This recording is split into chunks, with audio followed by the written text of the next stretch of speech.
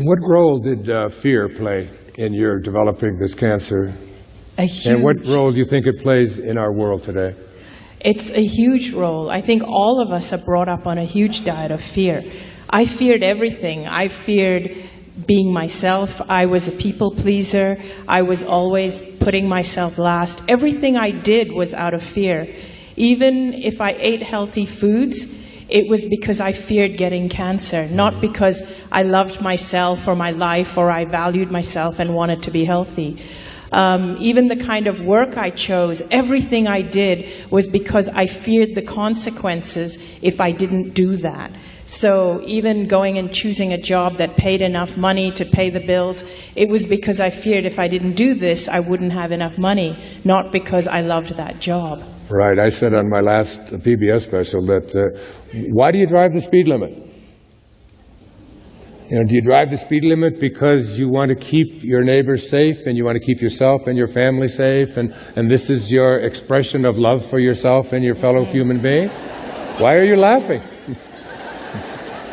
Because we all know that's bullshit, don't we? Yeah. But it shouldn't be.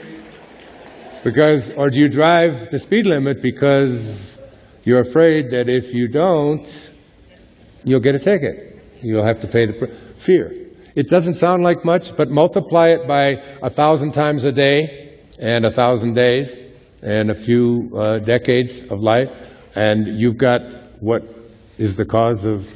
Yeah, cancer. I realized I wasn't living my own life. I didn't know whose life I was living because every choice I made, every decision I'd made up to that point was based on fear. And when I got cancer, when I was diagnosed with cancer, it was, even though I didn't walk around saying, oh my, I'm going to die, I've got leukemia, I'm afraid of that, it wasn't like that at all. But the word leukemia, when you hang it, there's this subconscious sort of programming that goes into us that is, where that fear was just totally removed, and when it was removed, everything in my life changed. It's like this thing that we carry around with us is, it's not personal. It's impersonal. We have to get rid of our personality and recognize that this consciousness is in every single one of us. Wasn't that one of your discoveries when you were in that state? Absolutely. My biggest discovery was that, in fact, that life doesn't happen to me. In other words, I'm not a victim of life. Life happens through me. And in fact, we just have to allow life to be lived through us.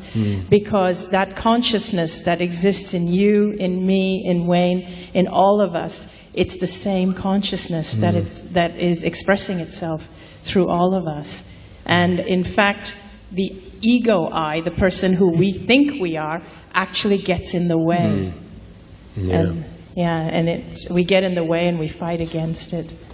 Be still and know that I am, that's the name of God, God.